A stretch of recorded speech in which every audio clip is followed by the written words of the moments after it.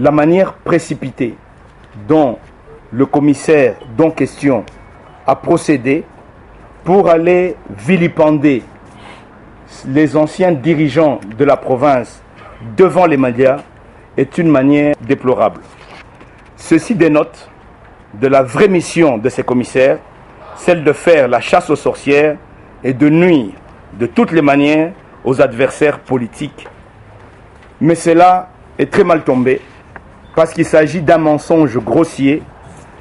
Quant à l'emprunt, le trou de 55 millions de dollars que le commissaire confond certainement avec les engagements sur les travaux en cours ou les commandes placées par la province.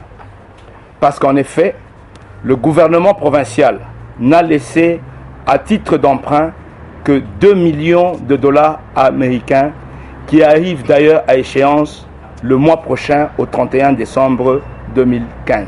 Le recours aux emprunts est une pratique courante pour financer les investissements et pour une province dont le revenu annuel net avoisine les 350 millions de dollars américains, un emprunt encore en cours de 2 millions de dollars américains est pratiquement insignifiant.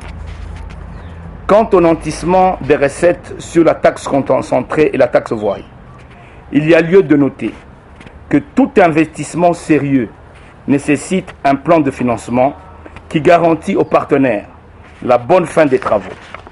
En l'absence de la rétrocession du budget d'investissement, quelle garantie la province pouvait-elle donner en gage aux entrepreneurs pour la bonne fin des travaux, sinon les taxes les plus viables et les plus sûres?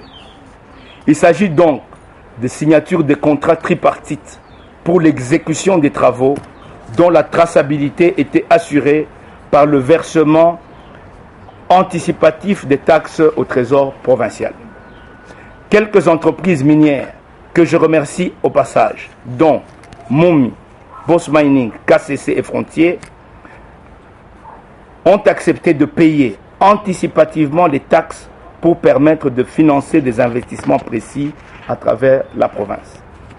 C'est grâce à ce système que nous avons pu construire plusieurs kilomètres de routes asphaltées, tant à Lubumbashi, à Kolwezi, à Likasi, à Kamina qu'à Kalemi.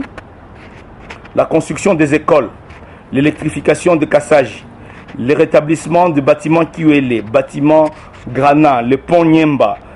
Et ce même système a été utilisé avec le péage de Kasumbalesa pour construire la route Lubumbashi-Kasumbalesa et la route Likasi-Kolwezi.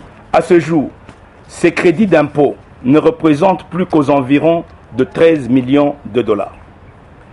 Les commissaires peuvent donc, s'ils le souhaitent, apurer ces crédits d'impôt sur un seul mois, en supprimant notamment le nantissement en cours pour la route Luambo-Ankoro par Crête 7, décidé par le gouvernement central sur la taxe concentrée.